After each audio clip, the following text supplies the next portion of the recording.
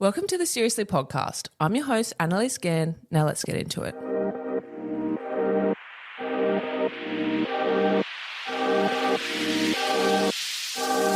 Welcome to the Seriously podcast, where we make light of serious conversations with really interesting people. Lucy Banks is an OnlyFans star, mum of two, and multi-business owner based in Perth.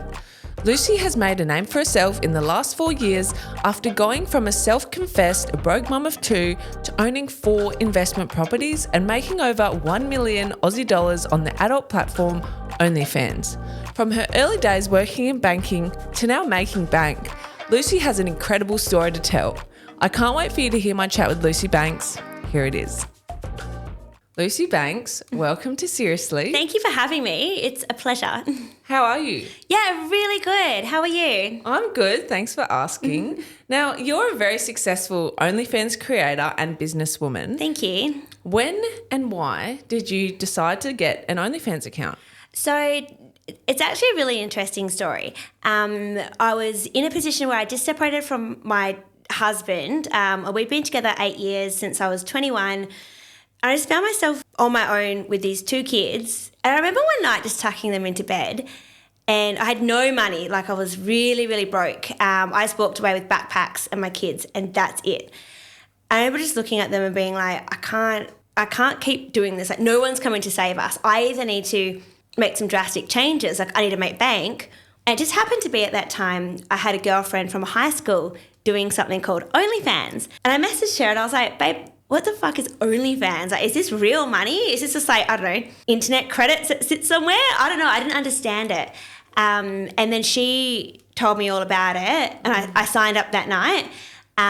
It was something that was really different for me to do. Like I was so conservative. I come from a very religious family. I met my husband at 21, got married at 22, had kids at 23.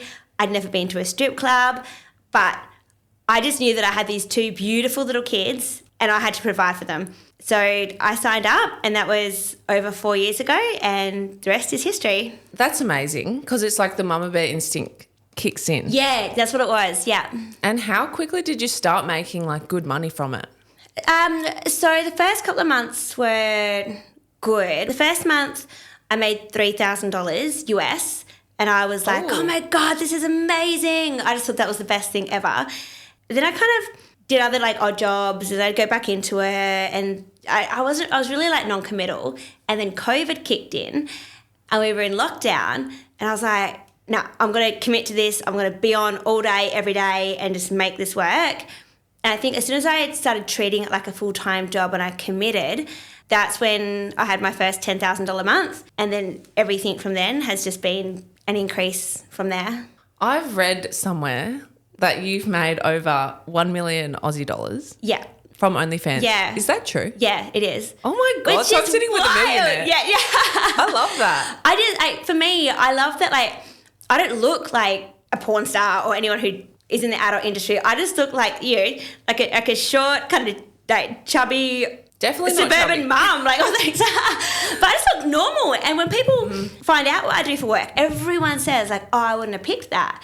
And I'm like, yeah, but how cool is that I don't, I guess, fit that stereotype and I can still make that kind of money. Like anyone can because when it comes to men, everyone has a type. I love that OnlyFans sort of like, it evens out the playing field for women of all shapes and sizes. That's amazing. Yeah, you do have like the girl next door. Like you're very beautiful. Okay, thank you. We can't skip on that. Like she's very, very attractive. Do you think like your look has made you really successful because you are like the girl next door? Or do you think, like, what do you think your point of difference is? I think my confidence in my look is what's made me successful. So I don't tend to like Photoshop or, you know, blow out my cellulite or anything like that. I'm just like, you know what, like I'm here, this is what it is. If you want to subscribe, great. If not, that's okay. And I think that confidence of me being in my own skin is what's attractive. It's not necessarily, like obviously people are going to subscribe to me if they like people that are shaped like a dash hound, like with like a big body and short legs. But I think it's just the confidence that shines through is what helped make me be successful. So men love confidence. Absolutely, yeah. Because a lot of women listen to this podcast and I think they'd like to know, like, have you always been this confident? I'm really glad you asked that. So when I first started OnlyFans, my one reservation was my self-esteem. I was like, look, last time I was single, I was, tiny little size 6 with abs. And now I'm a single mum of 2. My body has changed so significantly. And I'm worried that people are going to have a negative opinion and that's going to send me down the rabbit hole of depression because I know that I'm not this stereotypical, model. And it's very funny thinking that that was my biggest concern. And it was actually the complete opposite because people who subscribe to me and who spend money on me are obviously people that are attracted to my type. And my confidence just skyrocketed. And it made me so much more comfortable in my own skin. And now, my body type hasn't changed in the last 4 years. I don't feel pressure to lose weight or put on weight or to do anything. It's just the fact that I've made $1 million from my body type is just insane to me. And that's, I think my favourite thing about OnlyFans is that it doesn't matter if you're like a gym bunny size 6 or if you're like a beautiful, voluptuous size 22.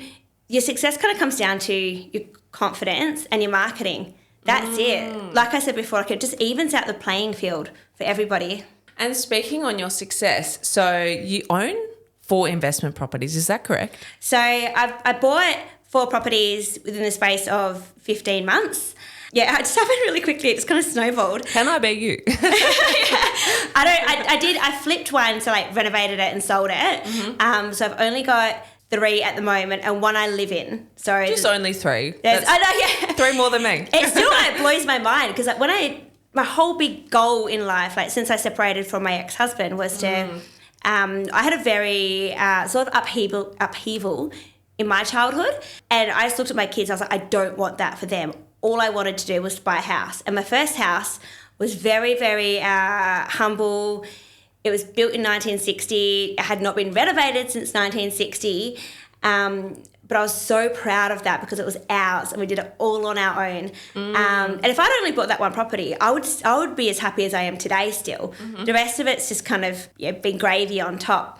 But just to buy that one house to ensure that my kids have that security and they don't have to move around was amazing. And everything else has just been a bonus on top. Speaking about your childhood, the upheaval moment. Yeah. What was your childhood like? Can you talk a bit about that? Yeah. So I had 2 beautiful, very loving parents, but there wasn't a lot of stability. And I don't mean that in the sense of, they were both mentally stable, but they both moved around. My mum kind of bounced between Australia and overseas. My dad sort of bounced around between 100 different girlfriends. And my siblings and I ended up in boarding school in the country, which is really random, not even a Perth boarding school, out in the country. And I hated boarding school. And I ended up moving out. I left boarding school at 16 and I've been on my own ever since. So I've probably lived in over 30 houses, if not 40. I've bounced around a lot. I just knew, looking back at my childhood, I was never, my parents were amazing, both of them, and they both did the best job they could, but the instability definitely caused me a lot of issues, things I still deal with today, and that was becoming a mother myself, the one thing that I wanted to be able to provide for my kids. And even though I might have gone a different way about it by doing OnlyFans, I think essentially that's what every parent wants to be able to provide, and I'm super proud that I've been able to do that. You should be so proud. You've exceeded probably your own expectations. Oh, hugely, yeah. Amazing. Yeah, thank you. In your childhood, would you imagine that you've would be this successful? No. It's amazing. I don't know how this sounds, but I never think of myself as successful. To me, it sounds a bit wanky, but success is just happiness. I remember reading something once that when you do something, the hit of dopamine you get, it's the same for everyone. So Taylor Swift, when she sells out arenas, the level of dopamine she gets from that is the same as someone getting a free coffee. So the level, okay, yeah, which I really like that. I didn't know that fact. So I'm super happy, and I'm really very incredibly fortunate to be able to say that. But like I said, if I just bought that one house and I stayed in my 1960s house for the rest of my life, I would have been happy, because my huge goal was just being able to provide stability for the kids, and I did that. In terms of OnlyFans content, what Yeah. do you provide? Like, how do you make that much money? A lot of it is just building that personal relationships. So Yep. I can't say that this is going to be successful for everyone, but just me personally, I sort of focused on going deeper rather than wider. So the relationships I have with my subscribers are very, very pure, very wholesome, very genuine. I've had subscribers that, so I did Sexpo in both Melbourne and Sydney last year, and they came and met me, and it was like a reunion, because I know them so well, and they know me. Like, I know their dogs' names, I know their birthdays, and it is like a real connection. So I don't have as many subscribers as a lot of other people, but I probably make more money because those relationships are very real and very genuine. Yeah. So you have met some of your fans? Yeah, Or, I have. do you call them fans or? I just I call them friends, Friends, because yeah. we met on that website, Yeah. and that's where we talk. Like, I don't talk to anyone off website, but okay. it gets to a point where they are just your friends. Hey guys, if you've loved listening to the Seriously podcast, we'd really appreciate a 5-star review on Apple or Spotify podcasts. It keeps us making incredible content for all of you to hear. Thanks so much. We were just talking off air, and you said it was a pivotal moment when your mum found out that you had OnlyFans, because you're from a religious background. Yes, it was very emotional. So my mum, her and I are very similar, probably a lot more than she would like to admit. We're both very independent, very headstrong, and any strength I have in me as a female is completely embodied from my mother. Like, I watched her go through a lot, and all my strength I get from her, which is great. However, her being so conservative and so religious, when she found out I was doing OnlyFans, shit just hit the fan, and it got so crazy. There was a point where, my ex-husband was going to her house and being like, can you sign these forms? We need to save the kids. We need to, take them from her, and rah, rah, rah. And I'm like, I'm the only one providing for these kids. Like, they and obviously, they're children. They see nothing. They just think mum works on the computer. They are not exposed to anything. So I had this massive falling out with my mum, and actually that whole side of my mum's family. And we didn't talk for about 18 months, which was really hard, because my kids missed their grandma, and I just sort of explained, I was like, look, grandma's just really busy, or it's not safe to see grandma right now, because she was going to take them, because she was acting in what she thought was the best interest of the kids, but she just thought, she was like, this is so unsafe, this is not okay, this is just the worst thing in the world. And it took a long time for her to come around, and then I think eventually everything started to settle, and she saw that, I was providing for them. My kids are in private schools. I'm not, giving blowjobs behind dumpsters while the kids are on the sidewalk or anything like that. Like, they are shielded from everything, but they enjoy the benefits of it. I've got, one of my sons has a disability. It's very, very cool to be able to fund the best specialists from my OnlyFans earnings. So eventually, and then I bought the house, and, I've got a nice car, and she just saw how happy the kids were, how settled they were. And we just had this massive discussion one day, and she sort of came around and she's like, okay, I get it now. I get why you did what you did. I get that I didn't understand. I'm sorry. And it was a really nice conversation. I was like, okay. I was like, we can start to mend this. I'm going to forgive you, but I never want to talk about this again. We're going to put it in the past, and we're going to move forward. And we've done that. And so that was probably 18 months ago again. And it's been beautiful. Like, she, comes around for Sunday roast. So she has, this great relationship with the kids now. It's really funny. So she's very, very religious. What religion? She's Muslim. Really? Yeah. Okay. Yeah. So she converted when I was 10. Okay. So I'm not Muslim, obviously. But I grew up with it because she converted when I was so young. And we're in this really like fun position now where she knows everything, but she also knows if she has a go at me about it, I'll be like, no, we're not talking anymore. Boundaries. Yeah, so I kind of like give her a little bit of shit. My brother recently went to Queensland and he bought me back an OnlyFans shirt. And I wore it. She came around and I was like, Mum, do you like my shirt? And she's like, not really. I was like, do you want to borrow it? And she's like, Lucy, I do not want to borrow it. I was like, I'm going to get you one for Christmas. Oh, she doesn't celebrate Christmas, but I was like, I'm going to get you one. And it's going to have my link on it. And I want you to wear it to work. And she's like, don't be so disgusting. It's so much fun. Like I'll sort of like push her a little bit. There was another occasion where we had coffee and I got up from my chair and I'd been at the gym the day before. I just went way too hard and I was really sore. And I got up and I kind of like, as I got up, and she was like, are you okay? And I was like, Mum, I had a scene yesterday with 10 guys and they all gangbanged me. And she was like, don't say that. That's not true. And it wasn't true. I just went to the gym, but I just know that I can like kind of push her a little bit now. So it's really fun where we're in this, position where she does not like it. She hates it. But she can see why I do it and she can see how happy, I'm the happiest I've ever been. And the kids are thriving. So we've come full circle. Do your kids know what you do? Yeah. So I didn't tell them because they're both primary school age. Okay. And you kind of can't explain, Mum does OnlyFans without explaining what OnlyFans is. And they're just too little to know what adult content is. I'm not ashamed of it at all, but they're just too young to know. Yeah. However, we were driving one day and my eldest said to me, he was like, Mum, do you do OnlyFans? And I was like, yeah, I do. And he's like, okay, because I thought you did. And I was like, do you know what OnlyFans is? And he's like, yeah, it's where you sell nudes. And I was like, okay. And it was so awkward because we're about to walk into an appointment. And I was like, all right, we'll talk about this later.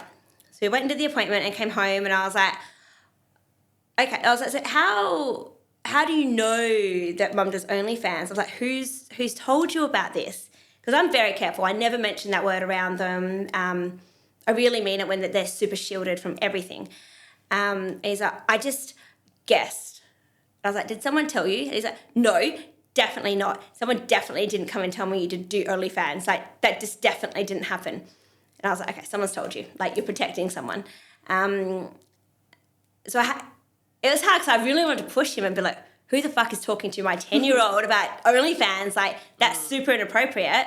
I know who it is now, but it was really, I feel like someone's told him to turn him against me. And I said to him, I was like, is that weird? Like, that Mum sells nudes? I was like, do you want to talk about this? Like where's your head at? And he's like, no, it's fine. People do worse things for money. He's like, like hitmen, people kill. He's like, you're not going to jail, so it's fine. And I was like, thank you. He was just so blasé about it. I was like, if you have any questions, come and talk to me because don't go talk to other people about it because they can't give you the answers I can give you. Come and talk to me about it. And he's like, yeah. He literally shrugged his shoulders. He's like, if you're happy, I'm happy. And that was it. That's how it should be. It was beautiful. And I'm so, because I've got 2 boys and I've raised them to be very open-minded. So like my mindset is that all humans are equal. It doesn't matter if you're, on OnlyFans, you're a doctor, you're gay, straight, white, black, whatever, all humans are equal. So for him, he can see how our lifestyles changed and he can see, that they're in private schools and I put a lot into those boys. So he's very smart. He gets it. And then a few weeks later, he's like, so how many subscribers do you have and how much do you charge them? He's like, have you thought about increasing your prices? And like he's very entrepreneurial. He's 10. And I was like, I'm not talking to you about this. Like, I'm not going into this. And he's like, but just think, if you increased your prices by 10% and then your subscriber base by 10%, I was like, stop. I was like, I'm not talking to you about this. Yeah, he's asked me a couple of times, like, what would you do if you lose a subscriber? Like, how would you get that money back? So it's coming from a point where he's very entrepreneurial. He loves to talk about finance. So I think he just gets it from that perspective. He's like, well, why wouldn't mum do it? She makes so much money. Like, Super smart. yeah, it's really, really cool for something that could have been, and I'm still annoyed about it. Like, I don't like that someone else told him. That should have been my space. And I would have liked to have waited until he was a bit older. But yeah, joke's on the person that tried to out me, because my son was, super, super cool about it, and he's just interested in the finance side of it. Speaking of finance, so Lucy was in banking prior to OnlyFans. Yeah. So I heard that you were like managing a massive portfolio. Like, can you talk to me a bit about that? Yeah. What a curveball, right? From like corporate finance to OnlyFans. So I started in banking at 17, and then I just loved it and sort of worked my way up, and I ended up in corporate finance. So I was a business banker, which basically meant I had a portfolio of business clients, which was so interesting. And I loved the dynamics of it. I had people coming in that were like, they would spray concrete to protect it, and then I'd have coffee shops, and then I'd have swim schools. Like, I'd have all these different businesses, and it was just my job to help them grow. Major downside to it was, because I was working for one of Australia's big four banks, there was a lot of pressure on targets. I didn't enjoy that side of it. I remember I was in this position where I had a couple in my portfolio that were in their 80s, and they were millions of dollars behind on all their loans. And my manager was like, sorry, it was my manager's manager, was like, you need to call them, like, tell them they need to move their stuff out, their houses are being repossessed, rah, rah. And I'm like, they're in their 80s. Like, who lent them this money? I'm like, this was not okay. Like, I don't want to make this phone call. And there was other things like you only had 5 home loan applications this month. I'm like, yeah, but they all got approved. And they're like, we don't care. You'd have 10. Call people and tell them they're eligible for home loans, put the application through, and we'll decline them. But you need 10 applications. I just got to a point, I was like, I can't do this. Like, people... It's unethical. People end their lives over being in so much debt. I'm not going to be the one to push that. And it's a shame, because I really loved working with all the different businesses. Like, I love the job. I love my colleagues. It was a very cool position to be in. But just that corporate greed behind it, I was like, I can't do this. So I ended up quitting, and that was before I did OnlyFans. And then I just, fell into OnlyFans really quickly. So it worked out really well stumbling across it. I miss it, to be honest. I wish I could do that job, but without the pressure of the targets, and just... support business owners. It's a cool place to be in. Do you think your banking knowledge has helped with your business? Yeah, 100%. In what ways? I think anyone in business, if you can save them time or money, that's what they want.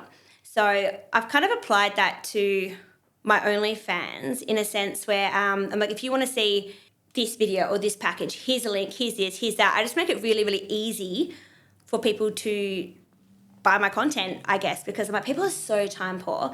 And I think I've been more, careful with my finances you don't learn anything about finances in school, and I certainly didn't pick up anything from my parents. So I've been more careful with my money. I think all business owners are very fast-paced, very dynamic, and even though I wasn't a business owner when I worked in the bank, I was surrounded by that energy, and I think that energy is carried on to when I was doing OnlyFans. So everything, again, very dynamic, very fast-paced. I just carried that on. Yeah, you are a very, obvious business person. Like, even when we were communicating for today, she's, onto it. She's like, I'm 5 minutes late. Because I'm a business person too, and you can just tell. Yeah. It takes a certain type. 100%. Yeah. And it's really, I love being in this business space, because I feel like you just find your people. You find people who are entrepreneurially, is that a word? Minded? Yes. And it doesn't matter what your business is, it's all the same mindset. So whether you do OnlyFans or you have a concreting business or whatever, we all have the same mindset. Mm-hmm. And talking about business, you're a multi-business owner.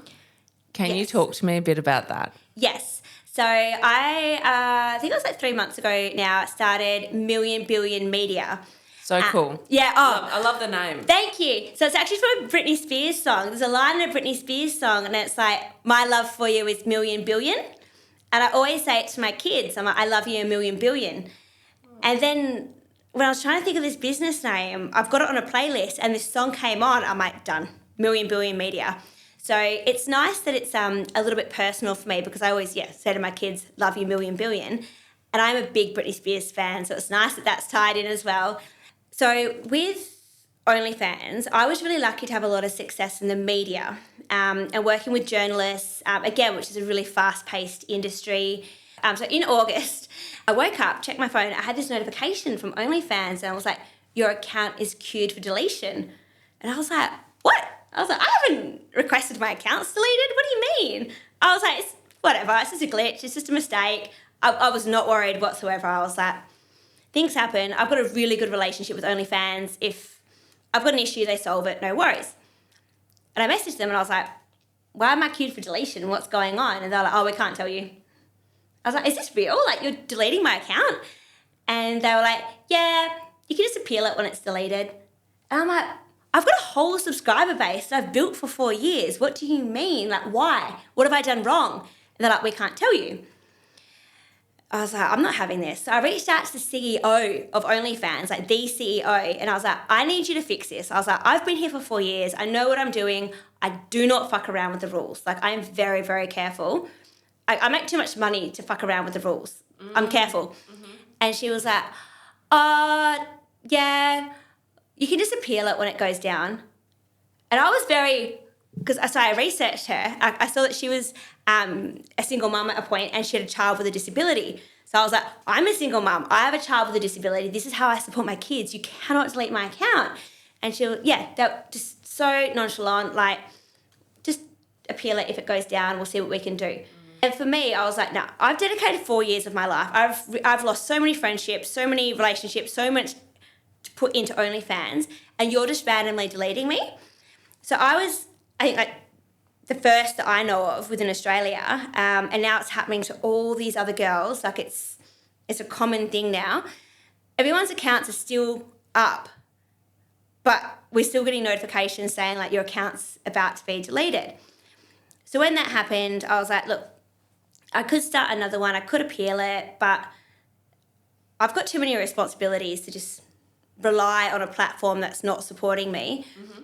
So that I had to think, I was like, what's life after OnlyFans for me? What am I going to do? What do I love? Like, what lights me up? I just thought, like, I love working with journalists and the media and things like that. So I started Million Billion Media, and we're a publicity agency, and my entire client base is OnlyFans and adult industry businesses. And it is so much fun. So it's all about me getting them publicity and pushing their businesses, and it's like a little bit influencer style as well. So we get them brand deals, tickets to events, and it's just been the best fun. That is so cool. That's the first of its kind too. I feel like I haven't seen many like that. We're the only agency in Australia that does the adult industry. Yeah, I mean, there's publicists everywhere, but we're the only one that does it. Yeah. It actually seems really obvious for me because I have the experience in the adult industry. Like, all my friends are in the industry. So now it's cool to be able to, and I love business. So it's very cool to be able to push them and get them goals and, you know, get them in the media, see their businesses skyrocket. And I'm kind of behind the scenes doing it. Like, it's been a really cool journey so far, and we've had huge success. Like, really? Yeah, I don't know if you saw, like, I put one of my clients, Annie Knight, she's massive at the moment. Mm-hmm. Andrew Tate reposted her, and he was like, haram. Haram means like against God's will in Islam. So he was like talking shit about her, but I'm like, Andrew Tate's paying attention to my clients. Wow. And yeah, they're all in the media at the moment, and it's been really, really cool to see those wins. And obviously that exposure converts to more followers and more subscribers for them. Wow. Yeah. I also read somewhere, correct me if I'm wrong, that you have thought about exiting the space of OnlyFans. So is that going to be your new business focus? Are you staying in OnlyFans or what's happening? No. So I just... Interesting. Which is, obviously I was always like, at some time I'm going to leave OnlyFans, but I wasn't planning on it anytime soon. And then I got that notification, And like my account could be down right now. I don't know. Like they could take it down at any time now that they've issued me that warning. So I had to sort of pivot into something else. And now that I'm doing million billion media, I'm obsessed with it. I love it. Like we're getting goals left, right, and centre. So my OnlyFans is still up, but I'm not active on it anymore. So okay. Yeah, which is so weird because I've done it for 4 years. I've had to almost like mentally rejig my personality because I'm just so used to it. Yeah, I guess it was always going to come at some point. I would have liked to have chosen when I exited, but for them to issue me a warning like that, I'm like, I've got to do something else. And it's nice that it's sort of organically pivoted into doing publicity. I still have a foot in the industry because all my clients are OnlyFans creators or in the adult world. Yeah, so I'm on there technically. I will check in every now and then, but I'm not active. I'm not really filming new content. And it will just die out eventually. And I'm doing billion full time now. So go and check out some of our clients. Yes, everyone. Please do. Yeah. Million Billion Media on Instagram. I love your page, by the way. Thank you. And you're kind of heading into more like lifestyle influencing on your Lucy Banks page. That's right, yeah. Because I've got this following over 100,000. I was like, do I sell the account? What do I do with it? Like, I don't want to keep posting thirst traps if I don't have an OnlyFans connected to it. So, yeah, it's kind of molded into more of like a lifestyle influencer account, which again is so much fun. And it's nice to be able to show a bit more of my real life. Who you are. Yeah. It doesn't have to be in like lingerie and bikinis anymore. I can wear full clothes and definitely don't get as much engagement, but it's just fun. It's very real, very organic, and my followers are still going up from posting that content. So happy days. Good on you. I can relate because I built my following from very sexy. I was an ex-curve and lingerie model. Yeah. And same with me. And I've transitioned into fashion, lifestyle, and it works well. And I can see that you love fashion. I love your dress. Yeah, thank you. So, yeah, congratulations. That's really, really exciting.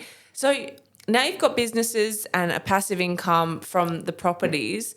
What is like your next focus? Like what is next for Lucy Banks? At the moment, I'm full steam ahead on Million Billion Media.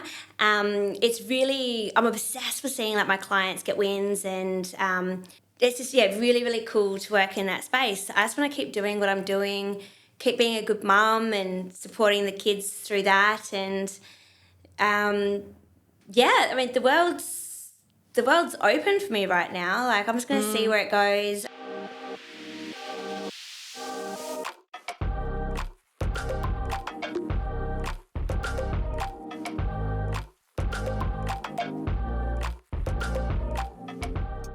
Relationships, single, dating? Yes, currently single, but we will see where it goes. Mm-hmm. It's been a really interesting position trying to date as an OnlyFans creator. Yes. Especially in Perth, because Perth is so small. It is. And I'm, like, without saying like a wanker, like I'm quite well known in Perth for being an OnlyFans creator. Yep. So when I meet someone, it's kind of like, oh, are you just like with me because you think that, I had that problem too. Yeah, and it's a whole kink for people who want to be with girls. Like, it's really funny. I think there's this like misconception. People are like, oh, you would never find a good man. There are so many good men out there who want... Too many. Yeah. But they want to like date an OnlyFans creator because they're like, oh, this will be fun. Like, she'll fund everything. We'll just do content together, blah, blah, blah. And I'm like, I don't want someone like that. I want someone who likes me for me. And But it's also your status and your name. Like, you've built a big profile and a lot of guys want just to be associated with the name. Yeah. So it's hard trying to like figure out what their intentions the genuine, are. Yeah. Yeah. And then if you meet someone who, if I meet someone who doesn't know who I am, then I have to tell them and introduce them to it. So it's, I guess just finding that And it can balance. be a lot for private people to come into this space and be like, take a photo with me and 100,000 people are going to see it. Like, and then they get comments, they get messages. Like Exactly. Yeah. I've been out on dates before and had people come up to me and be like, oh, can I get a selfie? Can I get a photo? And the guys have been like, what is this? Oh, yeah, I'm like, do you mind? Like, honestly, like, more than once. And everyone's been lovely and really, really respectful. And I remember one time I was out And he went to the toilet and someone like came up to me. They're like, hey, I don't know if the guy you know knows who you are, but can I get a photo just quickly while he's in the toilet? And I was like, yeah, like that's fine. So like everyone's so lovely. But yeah, it's a minefield trying to date. But my goal in life is to be happy. So if I meet someone I'm happy with, great. If I don't, if I die alone and I'm happy, like that's great. I'm so happy with that. Yeah, you don't need someone to complete you. I feel like society always tries to tell women like you need someone, like we don't. Yeah. Like we really don't. Absolutely. And like I get so many messages from men being like, oh yeah, sorry, I get that sounds really wanky, but just being like, oh, you know, I could take you out for dinner or we could do content or we could do this. And I'm like, what are you going to add to my life that I don't already have? Like, you're like, I have all of that and I could take myself out to dinner. Yeah. And I've already got kids and I'm happy. Like it's, if I met someone else, like, oh my God, I love this person, I don't want to live without them, then we'd be in a relationship. But until that happens, I'm happy on my own. Mm-hmm. Totally relatable. Lucy, if you could give any piece of advice to anyone listening right now, mainly women listen to this podcast, what would it be?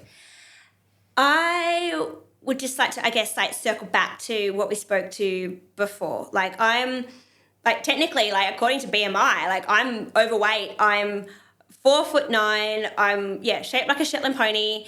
I've got like the saggy mum tum, and I am so obsessed and so happy with my body. I feel feminine. I love it.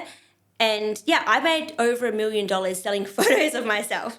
I really, I guess, want to get that message across. Like I hate people being like, oh, imagine how much money you'd make if you lost weight. I'm like, I wouldn't make any more. Like everyone has a type. Like all men have a type, and somebody else's type isn't more worthy or popular than my type. If you're, the stereotypical beauty standard in this industry, you're not guaranteed to be more successful. The people who are most successful are genuine. They love themselves. They own themselves, and that's what brings in subscribers and therefore money. And I love that. And I think that's so empowering. So if there's any message I can get across to people is, it does sound kind of cliche, but like love the skin you're in. Like have confidence in every single fibre of your being because you are beautiful. And you are somebody's dream person. You are many people's dream person. Like go out there and like embrace the world. Fuck everyone who has anything negative to say about that. And live your life. What an amazing way to end the podcast. Lucy, where can people find you online? So you can find me on Instagram at I'm Lucy Banks, or you can follow Million Billion at millionbillionmedia_, also on Instagram. Amazing. Thank you so much for coming on Seriously. Thank you for having me. And for having a sparkling with me. Yes. Can we cheers again? Cheers, darling. Thank you so much. Cheers. Thanks, guys, for listening in this week, and I'll see you next week. Bye.